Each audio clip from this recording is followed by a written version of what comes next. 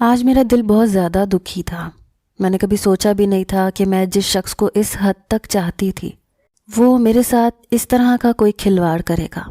میں سمجھ بھی نہیں سکتی تھی کہ وہ شخص میرے ساتھ اتنا زیادہ دوغلے پن کا مظاہرہ کرے گا۔ میں جو اپنی زندگی میں آج سے پہلے اتنی خوش تھی کہ مجھے کسی اور چیز کی کبھی ضرورت ہی محسوس نہیں ہوئی۔ اپنے شوہر کے ساتھ میں ایک اچھی اور خوشگوار زندگی گزار رہی تھی، لیکن مجھے اندازہ نہیں تھا کہ میرا شوہر میرے ساتھ اس طرح کی حرکت کرے گا۔ میں سوچ بھی نہیں سکتی تھی کہ وہ یوں مجھے استعمال کر کے فائدہ اٹھائے گا۔ اس بات نے میرے دل پر اتنا بھاری بوجھ ڈال دیا تھا کہ اس وقت مجھے اپنے سینے پر بہت دباؤ محسوس ہو رہا تھا، اور پھر میں کب بے ہوش ہو کر گر پڑی مجھے کچھ خبر نہ ہوئی۔ میرا نام فریال ہے اور میں ایک 26 سال کی خوبصورت اور جوان لڑکی ہوں۔ میں اپنے شوہر اور 2 بچوں کے ساتھ گھر میں خوش و خرم رہتی ہوں۔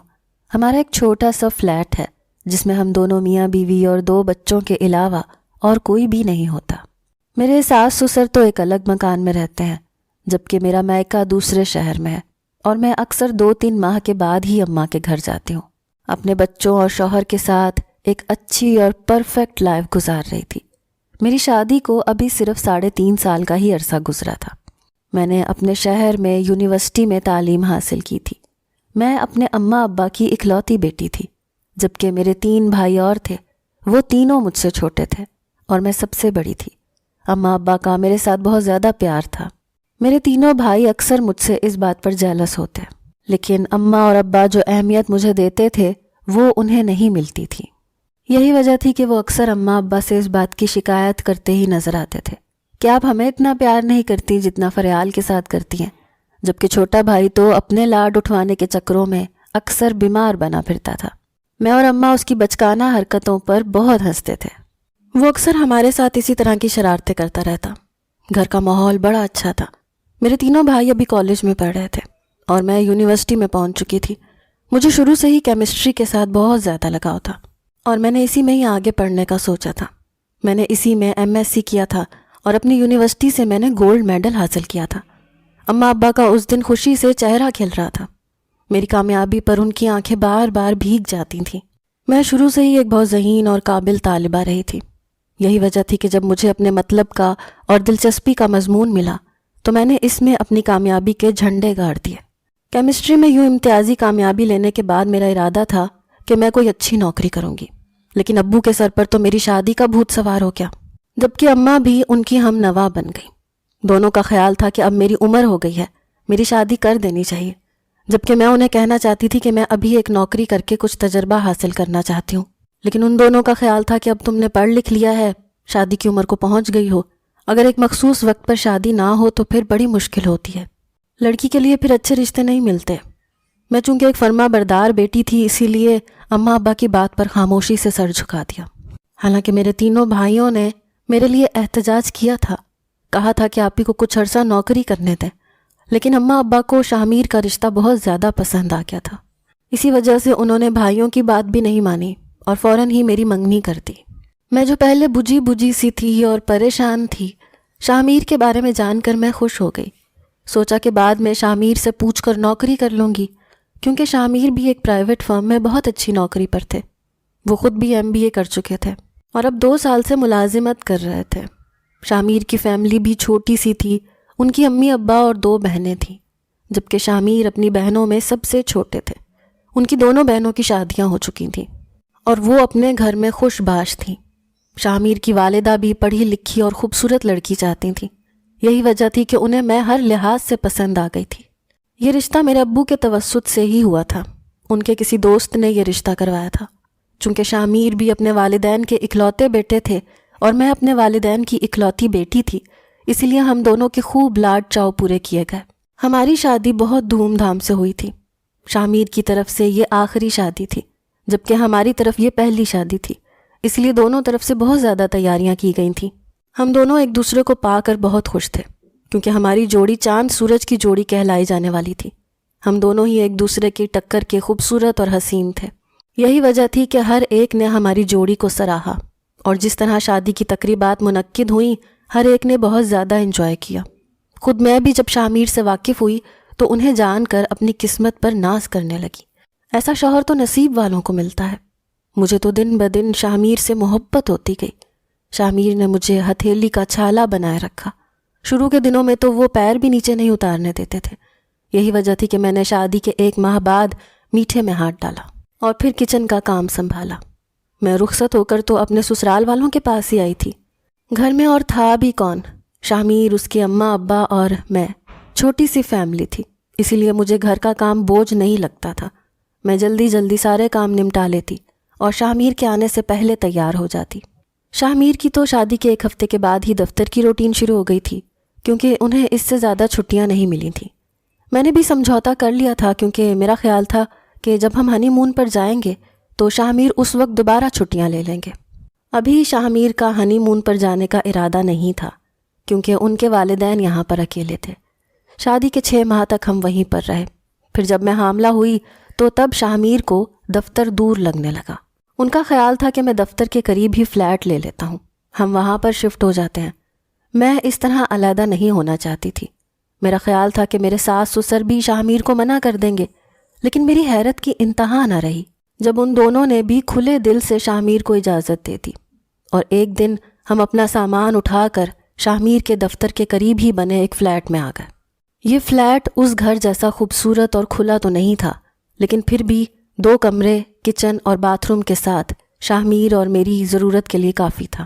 میں یہاں پر آ کر کچھ اتنی خوش نہیں تھی، کیونکہ سارا دن اکیلی رہتی تھی، جبکہ وہاں پر گھر میں تو شاہمیر کی امی اور ابو ہوتے تھے، لیکن یہاں پر میں اکیلی دیواروں کو تکتی رہتی۔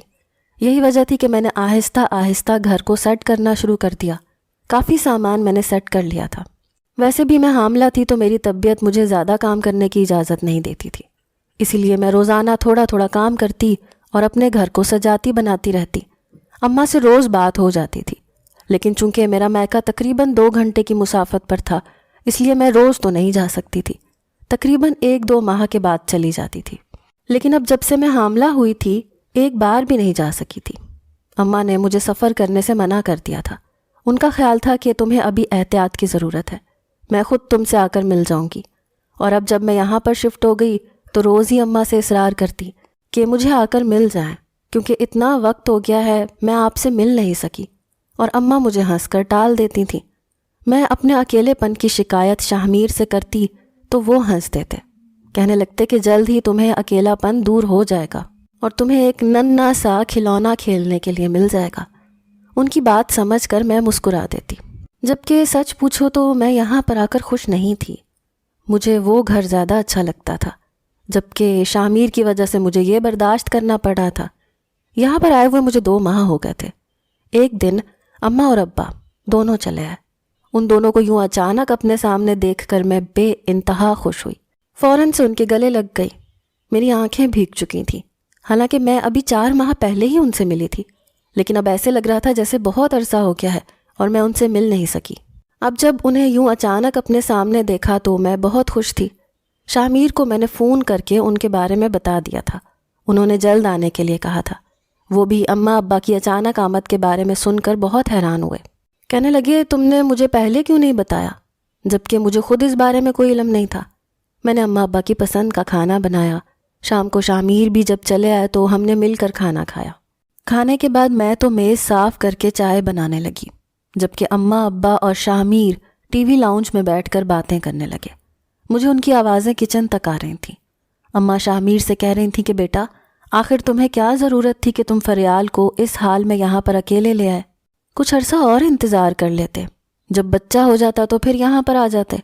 وہ یہ وقت اپنی ساس کے ساتھ گزارتی تو زیادہ اچھا تھا، اماں نے شاہمیر سے کہا، جبکہ وہ تھوڑے روکھے سے انداز میں کہنے لگے، آنٹی مجھے وہ گھر بہت دور پڑتا تھا اور میں کافی عرصے سے یہ بات سوچ رہا تھا، لیکن عمل اب کیا ہے، اب میں یہ گھر بدلنا نہیں چاہتا۔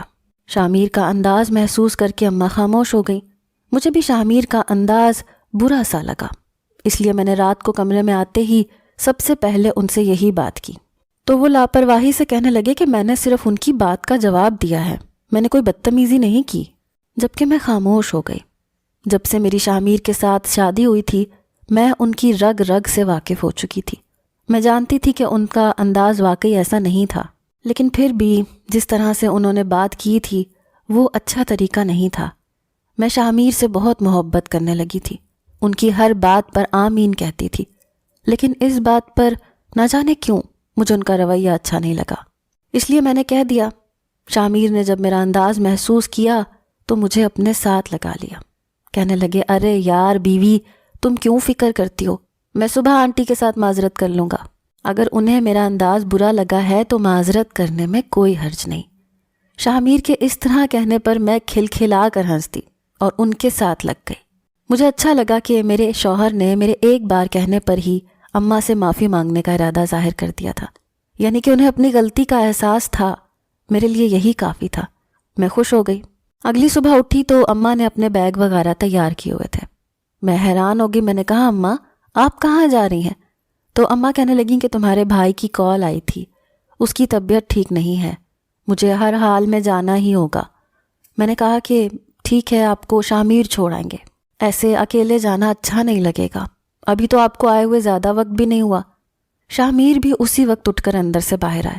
اماں کو یوں صبح صبح تیار دیکھا تو وہ بھی حیران ہو گئے۔ انہیں لگا کہ ان کی کل والی بات پر اماں ناراض ہو کر جا رہی ہیں، تو انہوں نے جھٹ سے اماں سے کہا کہ مجھے معاف کر دیں، میں نے بس ایسے ہی بول دیا تھا، میرا کوئی غلط ارادہ نہیں تھا۔ اماں بولی، ارے نہیں، تمہاری بات تو مجھے یاد بھی نہیں ہے، تم کچھ بھی مت سوچو، بس بچے پیچھے پریشان ہو رہے ہیں، مجھے ان کے پاس جانا ہے، کبھی ان سے الگ نہیں رہی نا تو انہیں عادت نہیں ہے۔ پھر میں نے شامیر سے کہا کہ آپ انہیں چھوڑ کر آ جائیں۔ پہلے تو انہوں نے کہا کہ مجھے آفس سے دیر ہو رہی ہے، آج بہت اہم میٹنگ ہے، لیکن پھر میرے اصرار کرنے پر راضی ہو گئے۔ ابا بھی تیار ہو گئے۔ میں نے جلدی ناشتہ وغیرہ بنایا تاکہ اماں کم از کم ناشتہ تو کر کے جائیں۔ ناشتہ کرنے کے بعد اماں اور ابا شامیر کے ساتھ گھر کے لیے نکل گئے۔ پیچھے میں اداس ہو رہی تھی کہ اماں ابھی تو آئی تھیں اور فوراً سے چلی گئیں۔ اتنے دن بعد تو گھر میں رونق لگی تھی، اب پھر سے گھر بالکل خالی خالی لگنے لگا تھا۔ میں اداس سی بیٹھی دیواروں کو تک رہی تھی، بالکل بھی دل نہیں کر رہا تھا کہ اٹھ کر گھر کی صفائی وغیرہ کروں۔ طبیعت بھی تو عجیب بوجھل سی ہو رہی تھی۔ جیسے جیسے وقت قریب آتا جا رہا تھا میری طبیعت مزید خراب ہوتی جا رہی تھی۔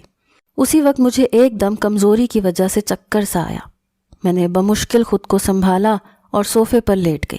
تقریباً 2 گھنٹے بعد مجھے شامیر کی کال آئی اور اس نے کہا کہ میں سیدھا یہاں سے آفس جا رہا ہوں، اماں ابا کو میں نے گھر پر چھوڑ دیا ہے، تم اپنا خیال رکھنا، میں تھوڑا لیٹ آؤں گا۔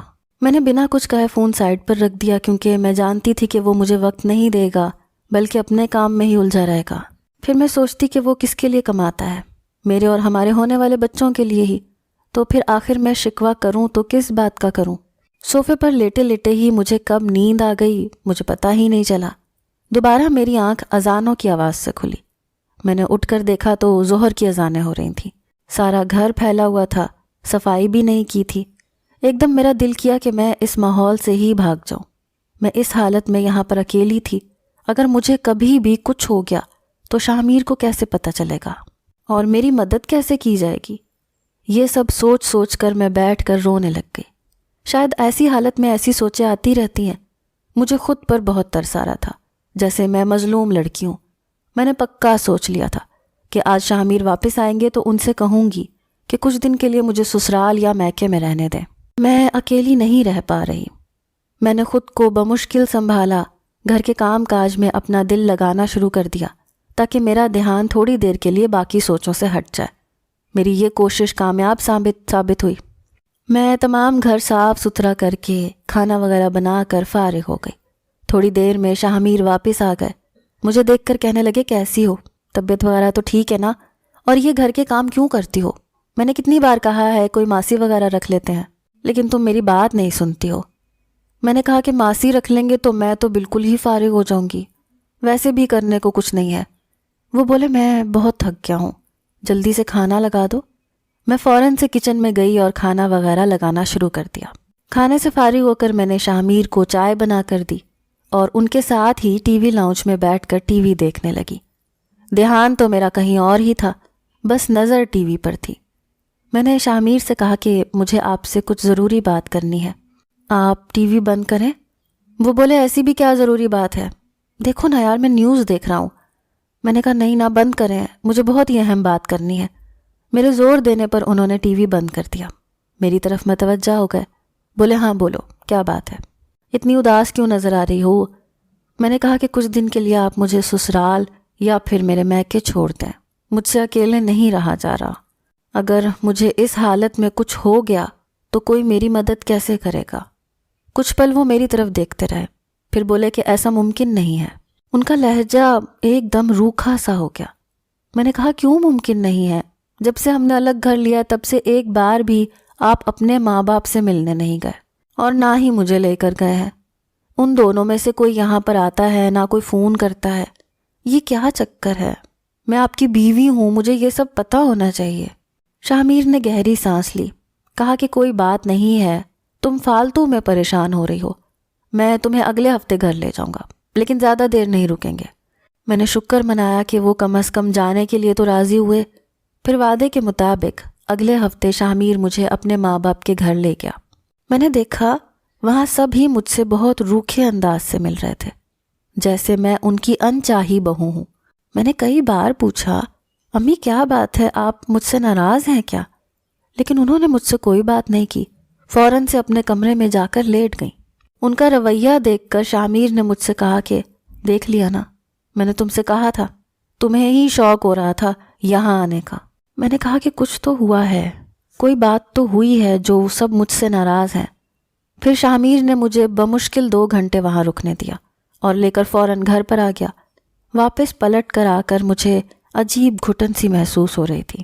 دل کر رہا تھا کسی کھلی جگہ پر رہوں، لیکن اب میں شاہ میر سے کسی بات کی ضد نہیں کر سکتی تھی۔ وہ مجھے میکے بھیجنے کو بھی راضی نہیں تھا۔ ڈاکٹر نے مجھے ڈیلیوری کی جو ڈیٹ دی تھی وہ قریب آنے والی تھی۔ شاہ میر میرا بہت زیادہ خیال رکھ رہے تھے، اپنے آفس کا کام بھی گھر پر آ کر کرتے تھے تاکہ میرے ساتھ گھر پر رک سکیں۔ میری طبیعت دن بدن بگڑتی ہی جا رہی تھی، میں عجیب چیزیں سوچتی تھی۔ پھر ڈیلیوری کا دن بھی آ گیا۔ میرے ہاں ایک بہت پیارے بیٹے نے جنم لیا۔ میں اور شاہ میر اپنے بچے کو پا کر بہت زیادہ خوش تھے۔ اس خوشی کے موقع پر بھی میری ساس سسر ہم سے ملنے کے لیے نہیں آئے، نہ ہی بچے کو دیکھا۔ اماں سے جب میں نے اس بات کا ذکر کیا تو انہوں نے کہا کہ یہ ان کا گھریلو معاملہ ہے، تم مداخلت مت کرو اور بس تم اپنے شوہر کے ساتھ خوش رہو، اس سے زیادہ کیا چاہیے۔ سب مجھے یہی سمجھا رہے تھے، لیکن مجھے کوئی نہ کوئی بات کھٹک رہی تھی۔ وقت یوں ہی پر لگا کر گزرتا رہا۔ گزرے وقت میں میرے ہاں ایک بیٹی کی پیدائش بھی ہوئی۔ اپنے بچوں کے ساتھ میں بہت خوش تھی، لیکن مہنگائی اتنی ہو گئی تھی کہ 2 بچوں کے ساتھ اچھے سے گزارا کرنا مشکل ہو رہا تھا۔ تو میں نے سوچا کہ کیوں نہ میں اپنی ڈگری کو کام میں لے آؤں۔ بچے بھی اب اسکول جانے لگ گئے تھے۔ میں نے جاب کی تلاش شروع کر دی۔ شاہ میر نے مجھے جاب کرنے سے نہیں روکا، یہ میری بہت پرانی خواہش تھی۔ جلد ہی مجھے ایک اچھی فارما کمپنی میں جاب مل گئی۔ میں اپنی جاب سے کافی خوش تھی، گھر اور بچوں کو بھی اچھا وقت دے رہی تھی۔ میں اور شاہ میر جاب کرتے تھے اور گھر کا خرچہ چلاتے تھے۔ شاہ میر کے ساتھ میں کافی زیادہ خوش و خرم زندگی گزار رہی تھی۔ ہم دونوں ایک دوسرے کے لیے زیادہ وقت نہیں نکال پاتے تھے، لیکن پھر بھی چھٹی کا پورا دن ہم ساتھ گزارتے تھے۔ کبھی بچوں کو ساتھ لے کر گھومنے نکل جاتے تو کبھی گھر پر ہی اچھا سا ڈنر بنا کر کرتے۔ میرے لیے چھوٹی چھوٹی خوشیاں بہت زیادہ معنی رکھتی تھیں۔ مجھے کسی بنگلے اور بڑی بڑی گاڑیوں کی چاہ بالکل بھی نہیں تھی۔ میرے بچے اور میرا شوہر میری کل زندگی تھا۔ پچھلے سال ہی میرے ایک بھائی کی شادی ہوئی تھی اور تب میں 1 ہفتے کے لیے میکے میں رہنے گئی تھی۔ اتنے لمبے عرصے کے بعد میکے میں آ کر رکنا میرے لیے بہت اچھا ثابت ہوا تھا، کیونکہ بچوں کے بعد میں نے میکے جانا بہت کم کر دیا تھا۔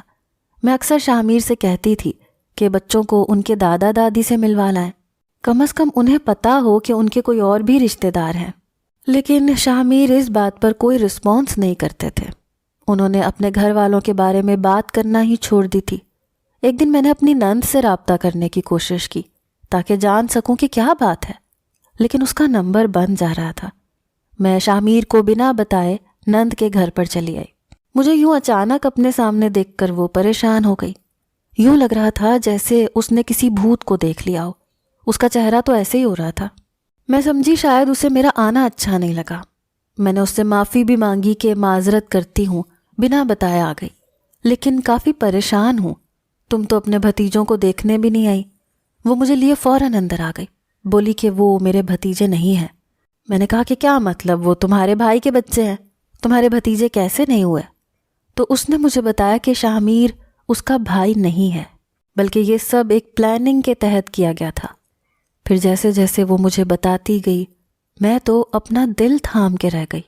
اس کی کہانی کا لب لباب یہ تھا کہ شاہ میر تمہاری یونیورسٹی میں پڑھتا تھا، اس نے پہلے دن ہی تمہیں دیکھا اور پسند کر لیا، لیکن اس میں اتنی ہمت نہیں ہوئی کہ وہ تمہیں بتا سکے۔ 4 سال وہ بنا کچھ بولے تم سے پیار کرتا رہا۔ وہ تمہیں جنون کی حد تک چاہتا ہے، لیکن وہ بچپن میں ہی یتیم ہو گیا تھا۔ اس کا کوئی رشتہ دار وغیرہ نہیں ہے جو اس کے والدین کی جگہ لے سکے۔ تم سے شادی کرنے کے لیے اس نے جھوٹے والدین بنائے تھے۔ وہ جانتا تھا کہ تمہارے گھر والے بنا اس کے خاندان کے وہ رشتہ نہیں دیں گے، اس لیے اس نے اس کام کے ہمیں اچھے خاصے پیسے دیے تھے اور کہا تھا کہ تم لوگ میرے ماں باپ اور بہنوں کا کردار کرنا۔ ہم نے پیسوں کے لیے اس کی بات مان لی تھی۔ شادی کے بعد پتہ چلا کہ تم بہت اچھی لڑکی ہو اور تمہیں ہمارے ساتھ رہنا پسند ہے۔ یہیں پر ہم سب پریشان ہو گئے۔ پھر جب شاہ میر نے دیکھا کہ تم کچھ زیادہ ہی اٹیچ ہو رہی ہو تو وہ تمہیں لے کر الگ ہو گیا، اور اس دن کے بعد سے اس نے سب سے رابطہ بھی توڑ دیا۔ ہمیں ہمارے حصے کے پیسے مل گئے تھے، لیکن تم ہمارے دلوں میں بسی تھی۔ لیکن شاہ میر کا حکم تھا کہ ہم میں سے کوئی بھی تم سے رابطہ نہ کرے۔ یہ سارا کھیل اسی کا رچایا ہوا ہے۔ میرے سامنے بیٹھی ہوئی لڑکی میرے اوپر آہستہ آہستہ کر کے بم پھوڑ رہی تھی۔ شاہ میر جو مجھے بہت زیادہ ایماندار اور مخلص لگتا تھا، آج اس کی زندگی کا ایسا پہلو کھل کر سامنے آیا تھا کہ میں تو اس کے دوغلے پن پر حیران رہ گئی تھی۔ وہ مجھے اور بھی بہت کچھ بتا رہی تھی، لیکن مجھ میں سننے کی ہمت نہیں تھی۔ میں فوراً سے بھاگتی ہوئی وہاں سے نکلی اور اپنے گھر چلی آئی۔ بچے اسکول سے تھکے ہارے آئے تھے، سو گئے تھے۔ میں نے ایک نظر انہیں دیکھا اور اپنے کمرے میں دروازہ بند کر کے بیٹھ گئی۔ بس حقیقت کو قبول کرنے کی کوشش کر رہی تھی، لیکن ایک شخص جو اتنا لمبا عرصہ آپ کے ساتھ رہتا آیا ہو، جس پر آپ اتنا بھروسہ کر چکے ہوں، پتہ چلے ایک دن کہ اس نے سب کچھ جھوٹ بولا تھا، شروعات ہی جھوٹ سے کی تھی، دھوکہ دیا ہے آپ کو، تو اس انسان کے ساتھ کیسے زندگی گزر سکتی ہے؟ اب یہ مجھے اچھے سے پتہ چل رہا تھا۔ یوں لگ رہا تھا دل بند ہو رہا ہے۔ اس حقیقت کو میں سمجھ نہیں پا رہی تھی۔ میں اپنے دل پر ہاتھ رکھے بمشکل خود کو سنبھالنے کی کوشش میں بے حال ہو رہی تھی۔ تبھی میرا سر چکرایا اور میں بے ہوش ہو گئی۔ دوبارہ جب میری آنکھ کھلی تو میں ہسپتال میں تھی۔ میرے دونوں بچے پاس کھڑے تھے۔ شاہ میر میرا ہاتھ پکڑے میرے قریب بیٹھا تھا۔ سب کے چہروں پر پریشانی تھی۔ مجھے آنکھیں کھولتے دیکھ کر بولا، کیا ہوا، تم ٹھیک تو ہو؟ تمہیں کیا ہو گیا تھا؟ تم نے تو ہماری جان نکال دی تھی۔ میں نے ایک گہری نگاہ اس پر ڈالی اور چپ چاپ اپنے بچوں کو اپنے ساتھ لگا لیا۔ بچوں کے سامنے میں شاہ میر سے کوئی ایسی بات نہیں کر سکتی تھی، اس لیے میں نے گھر جانے کا انتظار کیا۔ جب مجھے ہسپتال سے گھر واپس بھیجا گیا تو اگلے دن ہی میں نے شاہ میر سے صاف صاف اس بارے میں بات کی۔ جب اسے پتہ چلا کہ اس کا راز مجھ پر کھل گیا تھا تو وہ دنگ رہ گیا۔ پھر مجھ سے معافی مانگنے لگا، بولا مجھے تم سے بے حد پیار تھا، اس لیے مجھے ایسا راستہ اپنانا پڑا۔ تم مجھے معاف کر دو، میں دوبارہ کبھی تم سے جھوٹ نہیں بولوں گا۔ شادی کے اتنے سال میں نے تم سے کبھی کوئی بات نہیں چھپائی، لیکن یہ بات چھپانا میری مجبوری تھی، ورنہ میں تمہیں کھو دیتا۔ میں نے اس سے کہا کہ ڈرو مت، تم ابھی بھی مجھے کھو نہیں رہے ہو، لیکن میں تم پر اب بھروسہ کرنا چھوڑ دوں گی۔ میں صرف ہمارے بچوں کی خاطر تمہارے ساتھ رہوں گی، اور مجھ سے کوئی امید مت رکھنا۔ اس نے مجھے پا کر بھی کھو دیا تھا، اور اب شاید ساری زندگی میں کسی معاملے میں اس پر اعتبار نہیں کر پاؤں گی۔